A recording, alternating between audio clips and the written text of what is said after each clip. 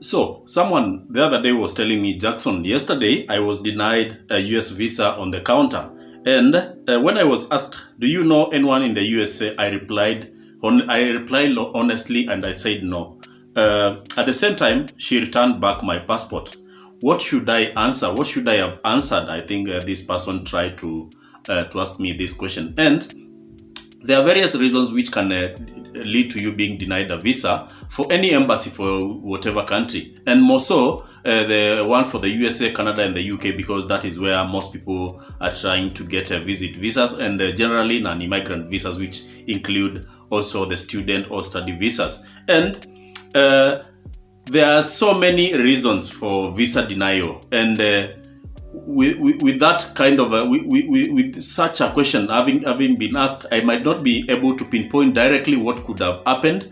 That the whole context can be properly understood if I get the whole conversation which happened between you and the visa officer. And I usually say visa officers are human, are just people who are human, and they can have a bad day, and that the bad day can lead you to be denied a visa without necessarily you being the one on the wrong. So don't dwell so much on a visa rejection, and as I usually say, it's better for you to get a visa rejection than a ban. So that is why I usually say make sure that the reasons or the answers you give are consistent and they are truthful. Because if, for example, you give answers which are not truthful and you're trying to circumvent the whole immigration grilling, the chances are that you can be banned for at least 5 years, and it has happened to so many people who have tried to game the whole immigration process by answering answers the wrong way. So I usually say don't include lies, and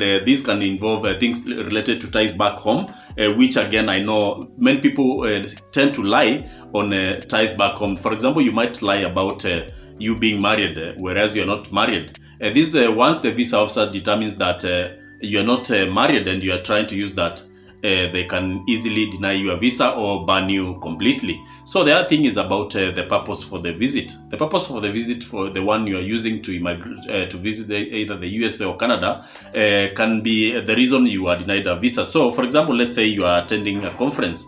Then you, in the middle of the stories, you start giving other stories about you also visiting, for example, your friend or your family who lives in another city. And this question can be asked in many different ways, and you might not know what the visa officer is trying to dig. For example, they might ask you, for example, if you get a job in the US while on a visit visa or another type of visa, will you take that job?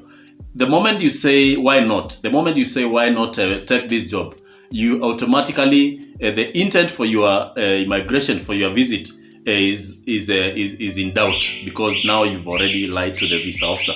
So the other things can be related to your ability to financially support yourself while in the country you are visiting, and this is demonstrated by you having what you call a statement, bank statement. And I know most people try to game this by having bank statements from other people.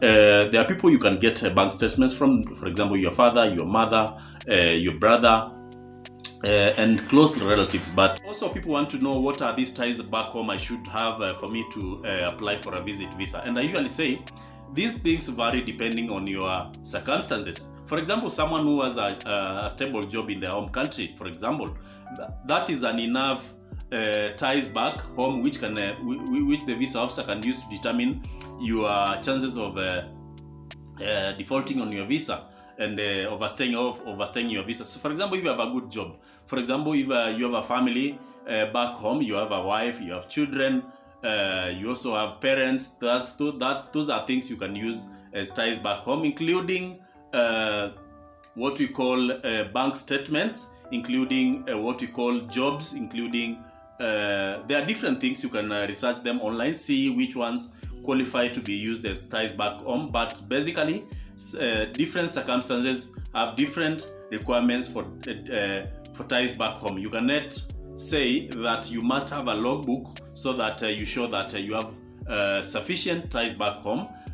Your particular circumstances determine the kind of ties back home the visa officer is looking for, so that they give you this visa. Sometimes the visa officer might not even ask you many questions, and for those people who have gone through the whole process, they can tell you, some even visa officers look at you just by just looking at you this way, they can determine whether they are going to give you a visa right away or deny you. So the visa officers have enough power to deny or give you a visa.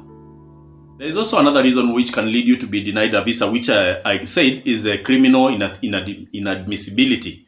For example, if you have a criminal aspect, maybe you are you've been convicted of child abuse, for example, or sexual abuse, and this case has not gone to full prosecution, or you've not your case is still pending, and your police clearance certificate shows that you've molested or you've participated in criminal aspects which are not small criminal acts. For example, arson, sexual abuse, violence, terrorism.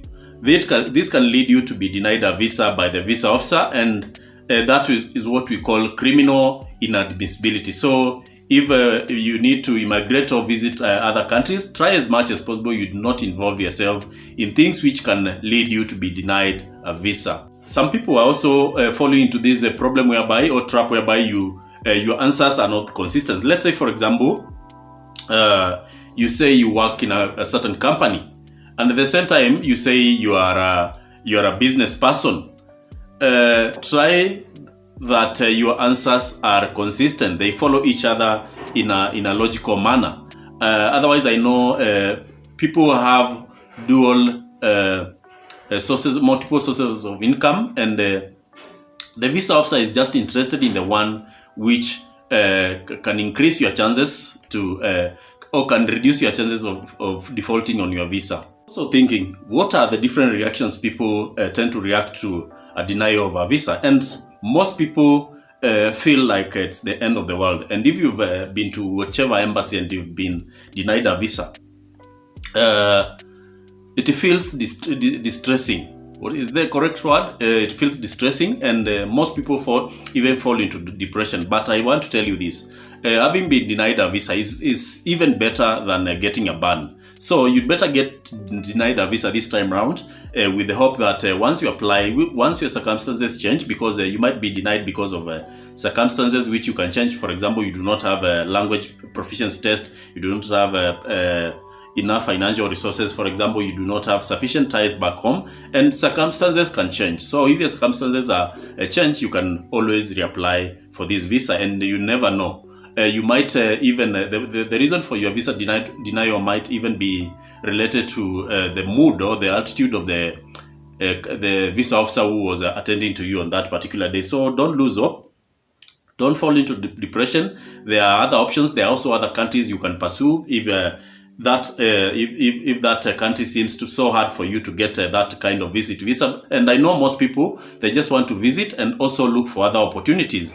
So other countries like Canada allow what we call dual intent, which again is an opportunity whereby you can look for, you can be going to Canada using this visa, but at the same time you have another intent to get into to get another visa, which for example is a student visa, and they allow for that because they know you can change the visa. So don't fall into depression.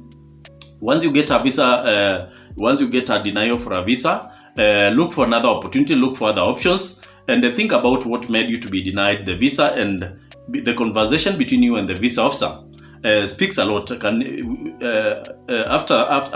the interview, once you think about what happened, what you said, what the interaction between you and the visa officer, what happened can speak a lot for you to decide or to decipher what might have happened, what might have led for you to be denied this visa this time round.